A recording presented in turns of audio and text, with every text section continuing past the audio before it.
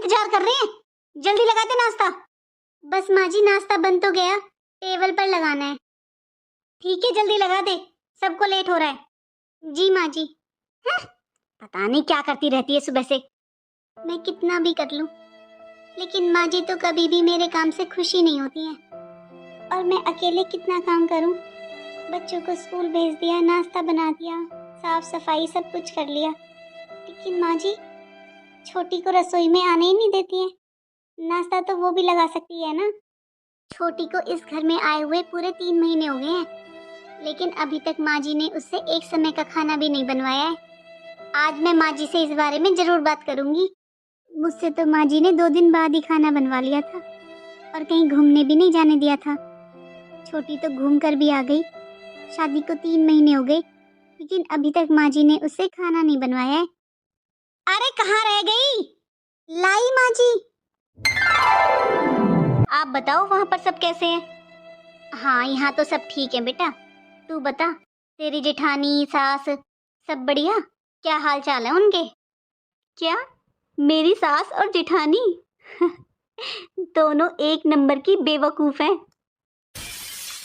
आपको पता है मम्मी, मेरी सास ने आज तक मुझसे एक टाइम का खाना भी नहीं बनवाया है। और एक मेरी जेठानी, उसको तो बस मैं प्यार से दीदी दीदी बोल देती हूँ ना, वो मेरे आगे पीछे घूमती है। अच्छा मम्मी, आप मेवे वाला हलवा बनाते थे ना व्रत में, आज मेरा वो खाने का मन था। मैंने अपनी जेठानी को झूठ बोल दिया कि आज मेरा एकादशी का व्रत है। मम्मी वो मेरा व्रत का खाना बनाने गई है। अच्छा वैसे घर पे क्या बनाया था आज? घर पे तो मम्मी वही तोरई लौकी बनती है यहाँ पर, पापा जी वही खाते हैं। और मम्मी मेरी जेठानी तो सच में ही बेवकूफ है।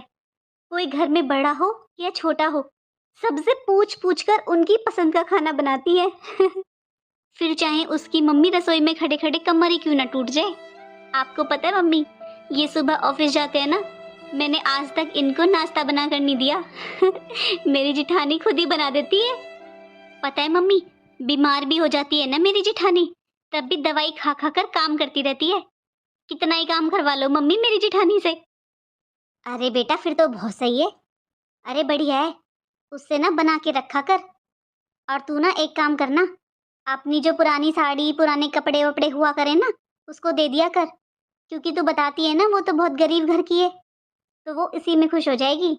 अपनी पुरानी साड़ी वाड़ी दे दिया कर उसको। अरे मम्मी, इतना करने के बाद भी उसकी कोई इज्जत नहीं है घर में। सासू माँ तो उसे पैरों की जूती समझती है। वो कभी भी उनसे अच्छे से बात नहीं करती है। और मुझे मुझे तो मम्मी सर आंखों पर बिठा कर रखती है। और जानती हो क्यों? आपके दिए हुए महंगे महंगे तोहफे, महंगी महंगी साड़ियाँ, और जो पिछली बार आपने सोने का सिक्का दिया था ना मेरी सास के लिए, तब से तो बहुत खुश है मेरी सास। अच्छा बेटा, फिर तो इस बार तू आएगी ना, तेरी सास के लिए बहुत सुंदर साड़ी लेकर रखूंगी मैं। और सुन, तेरी जेठानी तो तेरी उतरन में ही खुश हो जाएगी। उसे तो तू अपनी पुरानी साड़ियाँ दे दिया कर। और सुन, अपनी जेठानी से ना बना कर रखना। जैसे तू बता रही है ना इतनी बेवकूफ़ है तेरी जेठानी, तो कल को तेरे बच्चे होंगे ना तो सही काम आएगी ये। फिर तुझे कोई परेशानी नहीं होगी, वही पाल पोस कर बड़ा कर देगी। छोटी बहू शाम को निमंत्रण है हमारा मेरी सहेली के घर से, तो तुम शाम को ये वाली साड़ी और ये हार पहनना, अच्छे से तैयार हो ना। थैंक यू मम्मी जी। माँ जी, मैं कौन सी साड़ी पहनूंगी शाम को? मेरे पास तो ऐसी एक भी साड़ी नहीं है। बहू, तेरी शादी को 6 साल हो गए, तेरे पास कोई साड़ी नहीं है क्या? अरे कोई रखी होगी, उनमें से पहन लेना। वैसे तू जा कहाँ रही है शाम को?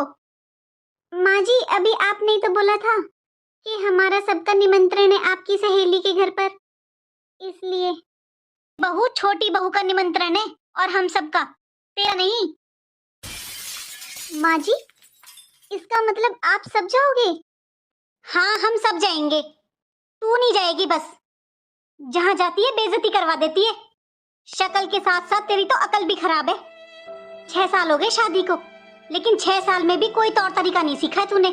अपने मायके की तरह ही रहती है यहाँ पर भी। माना कि तूने अपने मायके में कुछ नहीं देखा, लेकिन ससुराल में तो सब कुछ है। देख, जब तक तू मेरे सामने खड़ी रहेगी ना, मैं तुझे कुछ ना कुछ कहती रहूंगी। जा तू अपना रसोई में काम कर ले, तेरी जगह वहीं पर है। छोटी बहू, अच्छे से तैयार होना शाम को।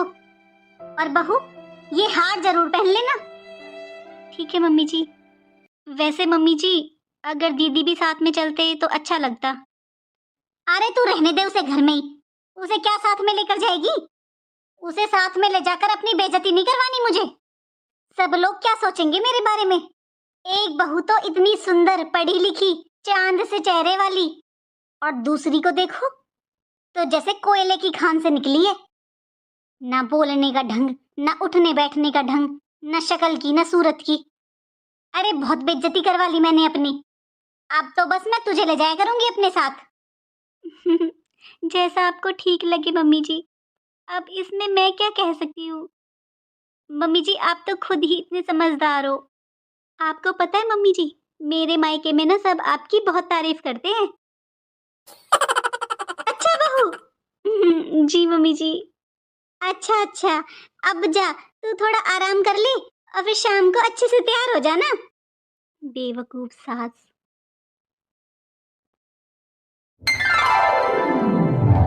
छोटी बहू, खाना तो पसंद आया है ना तुझे यहाँ का?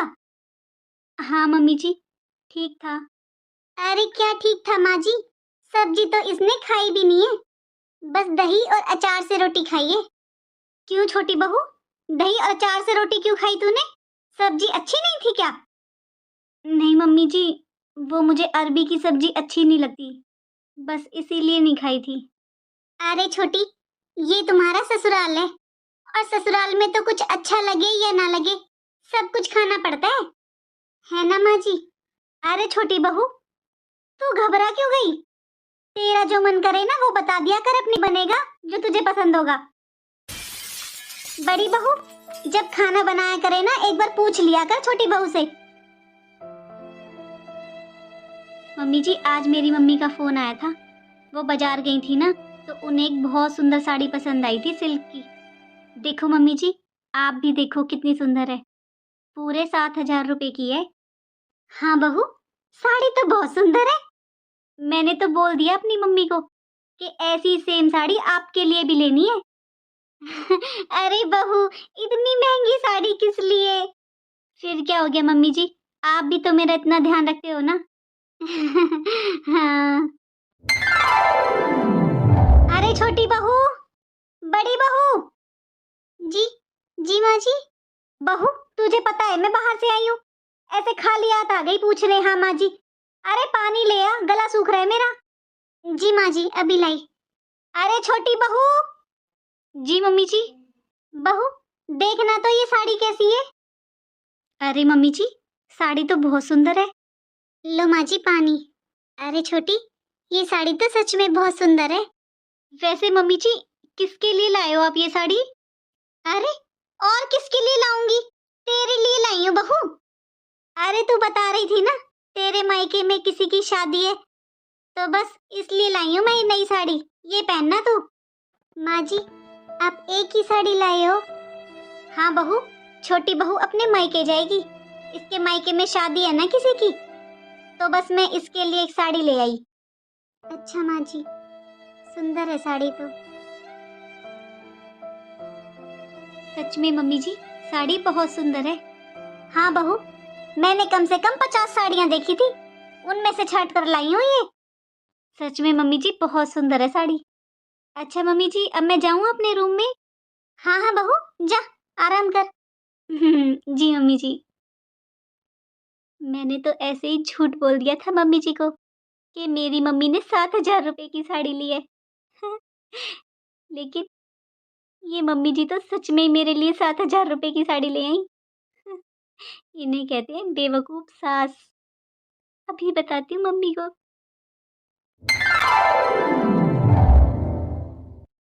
अरे बहू, क्या कर रही है तू सुबह से? अभी तक नाश्ता नहीं बना? सब लोग टेबल पर इंतजार कर रहे हैं, जल्दी लगा दे नाश्ता। बस माँ जी, नाश्ता बन तो गया, टेबल पर लगाना है। ठीक है, जल्दी लगा दे, सबको लेट हो रहा है। जी माँ जी। हं, पता नहीं क्या करती रहती है सुबह से। मैं कितना भी कर लूं, लेकिन माँ जी तो कभी भी मेरे काम से खुशी नहीं होती हैं। और मैं अकेले कितना काम करूं?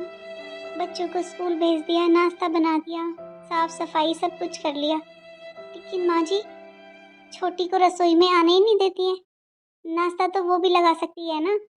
छोटी को इस घर में आए हुए पूरे 3 महीने हो गए हैं, लेकिन अभी तक माँ जी ने उससे एक समय का खाना भी नहीं बनवाया है।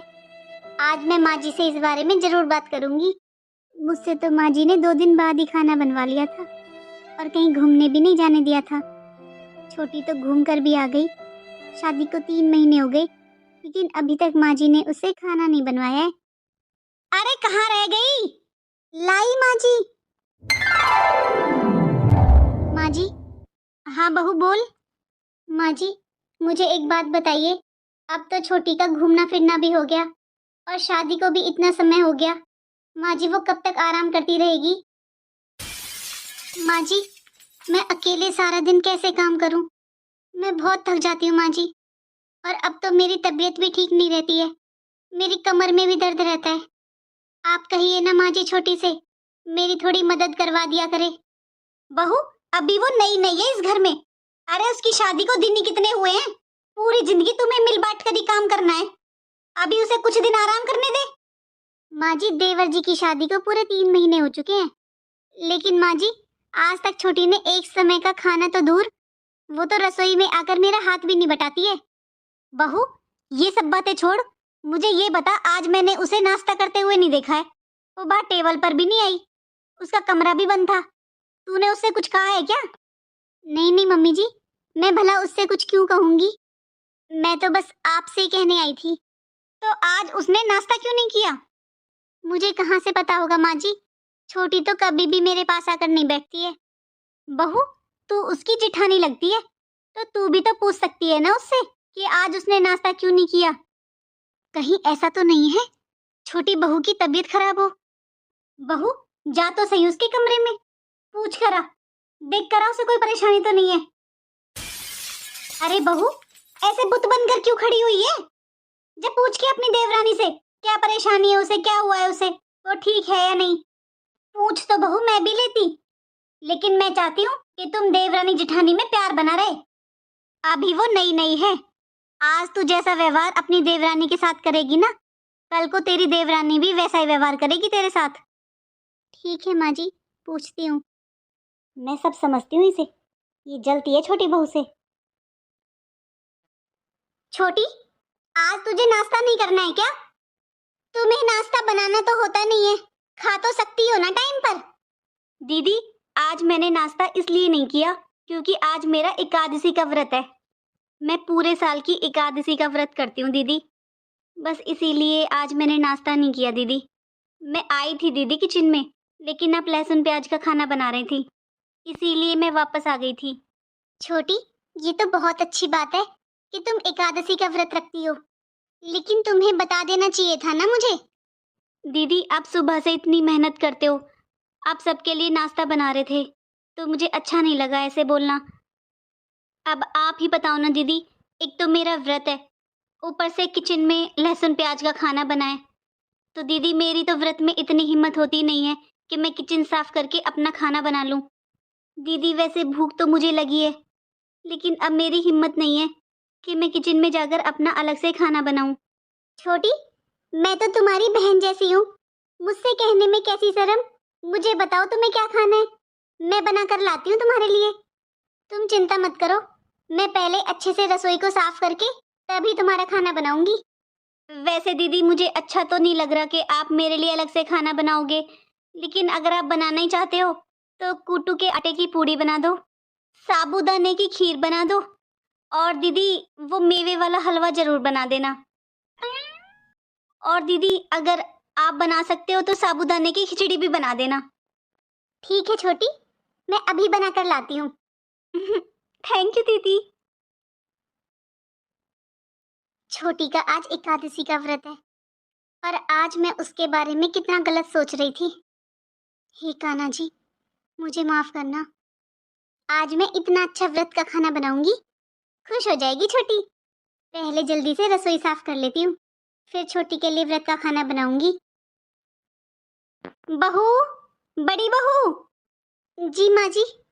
वैसे तुझे कभी भी एक बार में सुनाई नहीं देता, कितनी देर से आवाज लगा रही थी मैं।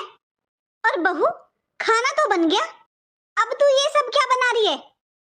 माँ जी, मैं साबूदाने की खिचड़ी और मेवे का हलवा बना रही थी। क्या? मेवे का हलवा, साबूदाने की खिचड़ी? बड़ी बहू, तू तो बहुत चटोरी हो गई है। अभी थोड़ी देर पहले तो नाश्ता किया था। नहीं माँ जी, ये मैं अपने लिए नहीं बना रही हूँ, ये तो मैं छोटी के लिए बना रही हूँ। माँ जी, आज छोटी का एकादशी का व्रत है, उसी के लिए व्रत का खाना बना रही हूँ। अच्छा, छोटी बहू का एकादशी का व्रत है? जी माँ जी। सीख ले बहू कुछ अपनी देवरानी से। आज तक तूने बिना कहे कोई व्रत नहीं किया होगा। इतनी पढ़ी लिखी होने के बाद भी संस्कारी है। बस तुझसे कुछ कह देती हूँ तो ऐसे मुंह बना लेती है।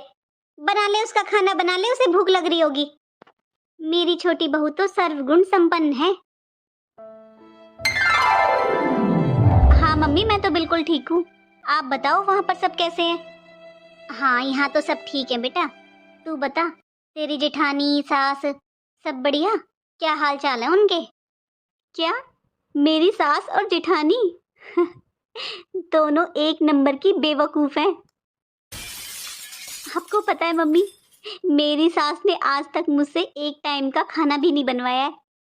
और एक मेरी जेठानी, उसको तो बस मैं प्यार से दीदी दीदी बोल देती हूँ ना, वो मेरे आगे पीछे घूमती है।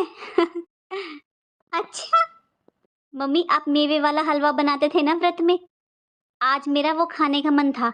मैंने अपनी जेठानी को झूठ बोल दिया कि आज मेरा एकादशी का व्रत है। मम्मी, वो मेरा व्रत का खाना बनाने गई है। अच्छा, वैसे घर पे क्या बनाया था आज? घर पे तो मम्मी वही तोरई लौकी बनती है यहाँ पर, पापा जी वही खाते हैं। और मम्मी, मेरी जेठानी तो सच में ही बेवकूफ है। कोई घर में बड़ा हो या छोटा हो, सबसे पूछ पूछ कर उनकी पसंद का खाना बनाती है। फिर चाहे उसकी मम्मी रसोई में खड़े खड़े कमर ही क्यों ना टूट जाए। आपको पता है मम्मी, ये सुबह ऑफिस जाते हैं ना, मैंने आज तक इनको नाश्ता बना कर नहीं दिया। मेरी जेठानी खुद ही बना देती है।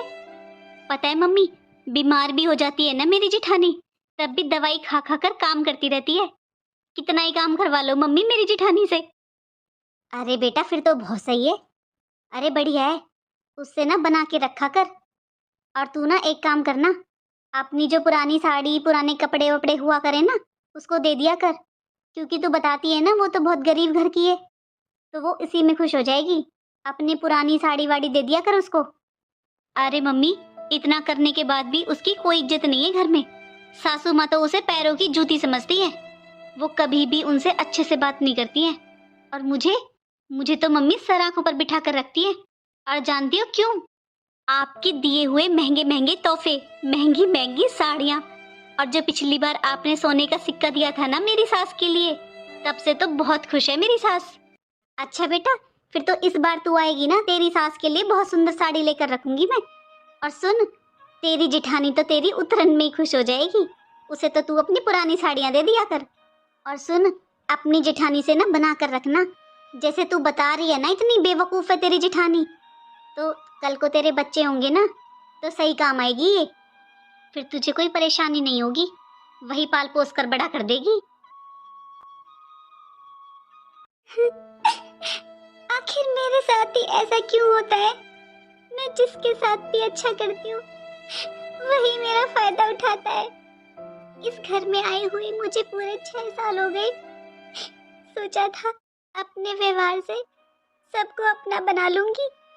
मेरे कान्हा जी जानते हैं, मैंने हमेशा सास ससुर को अपने माता पिता और देवर को भाई समझा था। यहाँ तक कि मैंने सोचा था मेरी कोई बहन नहीं है, मेरी देवरानी को मैं हमेशा अपनी छोटी बहन बनाकर रखूंगी। सोचा था अपनी बहन के समान देवरानी से अपने सुख दुख बांटूंगी, लेकिन ऐसी देवरानी से क्या सुख दुख बांटूं जो मुझे बहन क्या जेठानी भी नहीं समझती। बस नहीं मिली क्या? हाँ, बेचारे भैया को बस नहीं मिली होंगी ना। अब मेरे भाई की बात अलग है, उसके पास तो खुद की 3 छोटी बहू, बड़ी बहू। इस साल मैं चाहती हूँ कि तुम लोग रक्षाबंधन में अपने मायके ना जाओ। लेकिन क्यों माँ जी? रक्षाबंधन साल भर का त्योहार है, हम लोग अपने मायके क्यों नहीं जाएंगे? हाँ बहू, मैं जानती हूँ रक्षाबंधन भाई बहन के पवित्र बंधन का त्योहार है और ये साल में एक ही बार आता है। और तुम दोनों ही बहुत ही भाग्यशाली हो जो तुम दोनों के भाई भी हैं। लेकिन मैं इस बार चाहती हूँ कि इस पवित्र त्योहार को तुम लोग अपने ससुराल में मनाओ। तुम दोनों अपने अपने भाइयों को यहाँ बुलाओ रक्षाबंधन मनाने। और डॉली भी तो रक्षाबंधन के दिन ही आने वाली है और मैंने दामाद जी से भी कहा है कि वह भी कुछ घंटों के लिए यहाँ आए और हम लोगों के साथ त्योहार मनाए। हर साल मैं बहुत अकेला महसूस करती हूँ अपने आप को, और वैसे भी तुम लोग तो हर साल ही अपने मायके जाती हो। अगर एक साल अपने ससुराल में रक्षाबंधन मना लोगी तो मुझे भी अच्छा लगेगा। ओके माँ जी, मुझे कोई प्रॉब्लम नहीं है। मेरा भाई तो मुझसे इतना प्यार करता है कि वह कहीं भी आ जाएगा मुझसे राखी बंधवाने, मुझे कोई दिक्कत नहीं है। और वह भी इतने सारे उपहार लेकर आएगा। चलो अच्छा है कि तुम मेरी बात समझ गई। और बड़ी बहू, तुम्हें क्या हुआ? तुम क्यों उदास हो गई? क्या तुम अपने मायके में ही रक्षाबंधन मनाना चाहती हो? नहीं नहीं माँ जी, ऐसी कोई बात नहीं है और मैं आपकी कभी कोई बात नहीं टालती हूँ और ना ही ये बात टालूंगी। ठीक है, आप जैसा कहेंगे हम वैसा ही करेंगे। मैं अपने भाई को फोन करके बता दूंगी कि रक्षाबंधन में वो यहीं आ जाए मुझसे राखी बंधवाने। अच्छा ठीक है, तो कह रहा तुम दोनों अपने अपने मायके में फोन करके बता दो कि इस बार तुम लोग रक्षाबंधन में मायके नहीं आ रही हो। लेकिन माँ जी, एक प्रश्न है। हाँ कहो ना छोटी बहू। हम लोग रक्षाबंधन में तो मायके नहीं जाएंगे, लेकिन इसके बदले आप हमें दोबारा कब मायके जाने देंगे? अच्छा तो ये बात है। ठीक है, रक्षाबंधन के बाद तुम जब तुम्हारा मन करे तब अपने मायके चली जाना और दोनों 8-8 दिन अपने मायके में रहकर आ जाना। ओके, ये तो बहुत अच्छा उपहार है हमारे लिए कि हमको 8 दिन रहने को मिलेगा। ठीक है माँ जी, मैं अभी अपने भाई को फोन कर देती हूँ। मेरी तो मम्मी भी खुश हो जाएगी कि भले रक्षाबंधन में ना आऊं, लेकिन उसके बाद 8 दिन रहने को आऊंगी। वाह, मजा ही आ जाएगा इस बार तो। बड़ी बहू, क्या हुआ? जी कुछ नहीं माँ जी। ठीक है, मैं भी अपने मायके में फोन करके बता देती हूँ। पता नहीं क्यों इस बार ऐसा लग रहा है जैसे बड़ी बहू मेरे फैसले को सिर्फ मजबूरी में मान रही है। अभी तक वह मेरे सारे फैसले को खुश होकर मानती थी, लेकिन वो मेरी ये बात सुनते ही ऐसे उदास हो गई। क्या पता उसके मन में क्या है? वह क्यों अपने मायके में ही रक्षाबंधन मनाना चाहती है? ऐसे तो मेरी बड़ी बहू कभी मेरी बातों को नहीं टालती। मेरे फैसले के खिलाफ हुआ आज तक इन 8 सालों में नहीं गई है, लेकिन पहली बार मुझे उसका चेहरा देखकर बहुत अजीब सा महसूस हो रहा है। न जाने क्या परेशानी है, क्या बात है उसके मन में। खैर, अभी तो मैंने अपना फैसला सुना दिया है। मैं बड़ी बहू से एकांत में पूछ लूंगी उसके मन में किस बात को लेकर उलझन है। ये है रमा देवी। रमा देवी बहुत ही खुश मिजाज और बहू और बेटी में कोई फर्क न करने वाली महिला थी। वह अपनी दोनों बहुओं को बिल्कुल अपनी बेटियों की तरह ही प्यार देती थी। रमा देवी जी की बड़ी बहू बहुत ही शांत और बहुत ही समझदार थी। वह घर के हर काम काज में निपुण थी। किसी भी काम में कोई उसका हाथ नहीं पकड़ सकता था। वह इतनी सफाई से काम करती और सबका दिल रखना जानती थी। वह आज तक अपनी सास के खिलाफ नहीं गई थी, लेकिन इन 8 सालों में पहली बार ऐसा अवसर आया था जब वह अपने सास के फैसले से खुश नहीं थी, लेकिन वह अपनी सास का विरोध भी नहीं करना चाहती थी। रमा देवी भी अपनी बड़ी बहू का चेहरा देखकर समझ गई थी कि वह किसी न किसी परेशानी में जरूर है या फिर उसके मन में कोई बात है। रमा देवी भी इस कोशिश में जुट जाती है कि वह बहू के मन में क्या चल रहा है यह जान सके। हेलो हेलो मम्मा। हाँ लाडो, कैसी हो तुम? हाँ मम्मी, मैं तो बहुत अच्छी हूँ। और सुनिए ना, इस बार मैं रक्षाबंधन में घर नहीं आ रही हूँ। अरे ये क्या बात हुई? तुम्हारा एक लौता भाई है किट्टू, तुम अपने भाई को राखी बांधने नहीं आओगी? तुम्हें पता है किट्टू को पता चलेगा कि तुम नहीं आ रही हो तो वह गुस्से से आग बबूला हो जाएगा। अरे मम्मी, पूरी बात तो सुनिए, मैं क्या कहना चाहती हूँ। अच्छा सुनाओ। मम्मी, इस बार माँ जी ने कहा है कि उनकी दोनों बहुएं रक्षाबंधन में अपने भाई को राखी बांधने अपने मायके नहीं जाएंगी, बल्कि अपने भाइयों को बुलाएंगी अपने ससुराल। क्या महक, तेरी सास को भी उल्टे सीधे आइडिया कहाँ से आते हैं? कभी भी कुछ भी नया जोड़ लगा लेती है। अरे मम्मी सुनिए तो, माँ जी ने कहा है कि रक्षाबंधन के बाद हम 8 दिन अपने मायके में जाकर रुक सकते हैं। तो ये हुई ना खुशखबरी वाली बात। सोचिए, भाई तो एक दिन आकर मुझे राखी बंधवा कर चला जाएगा, लेकिन उसके बाद मैं 8 दिनों के लिए अपने घर आऊंगी। हाँ वैसे ये ठीक है। अरे मम्मी, मेरी बात तो सुनिए, जिस काम के लिए फोन लगाया है वह तो मैं बता ही नहीं पा रही हूँ। बोलना महक। मम्मी, भाई जब मुझसे राखी बनवाने आएंगे ना तो उनके हाथ आप महंगे से महंगे उपहार भिजवाना मेरे लिए, और मेरे साथ साथ मेरी सास, मेरी ननद और मेरी जेठानी के लिए भी उपहार भिजवाना। उपहार देखकर सबकी आंखें फटी की फटी रह जाए, ऐसा उपहार भिजवाना आप। अरे तू चिंता क्यों करती है बेटा, जितना तू बोल रही है ना उससे कहीं ज्यादा ही लेकर आएगा देखना तेरा भाई। हाँ माँ, ऐसे तो माँ जी हमेशा मेरी जेठानी को ही तवज्जो देती है। माँ जी हर बार दीदी को ही सर्वश्रेष्ठ बताती हैं, लेकिन इस बार मम्मी मुझे राखी के बहाने सुनहरा अवसर मिला है मेरी जेठानी, सास और ननद को मेरी अमीरी दिखाने का। आप लोगों के भेजे उपहारों में ऐसा चमत्कार होना चाहिए कि मेरी सास और ननद और साथ में जेठानी की आंखें फटी की फटी रह जाएं और मेरी अमीरी देख